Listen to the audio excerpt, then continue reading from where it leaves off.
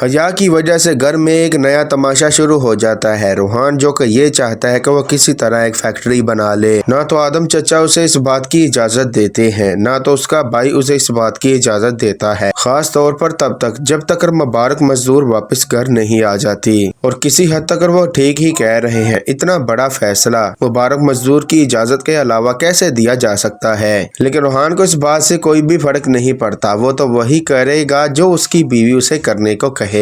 रूहान तो अब हया के हाथों गठपुतली बनकर नाच रहा है। हया जैसा चाहती है वैसा ही करती है, उसने घर का शराजा बिखेर कर रख दिया। लेकिन रूहान को ये बात समझ ही नहीं आ रही, वो अपनी बीवी में खाली हाँ में हाँ ही नहीं मिलाता, बल्कि हया जो उसे कहती है वो किए जा रहा है। अब ये तो हया अच्छे तरीके से जानती है कि रिफत उसका कुछ भी नहीं बिगाड़ सकती, क्योंकि अभी भी हया के पास रिफत की बेटी की वीडियो मौजूद है। रिफत चाहकर भी किसी को कुछ नहीं बताएगी। वो गुस्से के साथ जाती है रिफत के पास और उससे गुस्से से जाकर कहती है कि भाभी आप मुझे ये फैक्ट्री लगाने से नहीं रोक सकती, और वैसे भी आप होती कौन है मुझे रोकने वाली। तब भी रिफत कहती है कि मैं वही हूँ जिसको अम्मी जान इस घर का बड़ा बनाकर गई थी, और तुम कौन होती है इस बात का हुक्म देने वाली कि फैक्ट्री लगेगी या नहीं। हया कहती है कि अच्छे तरीके से आप जानती है कि मैं कौन हूँ। अगर आपने मेरे रास्ते में रुकावट बनने की कोशिश की और यहाँ फैक्ट्री खड़े होने में कोई भी रास्ते में रुकावट आपने पैदा की, तो मैं सब घर वालों के सामने जाकर आपकी बेटी सोनिया के करतूत बाज़िया कर दूंगी।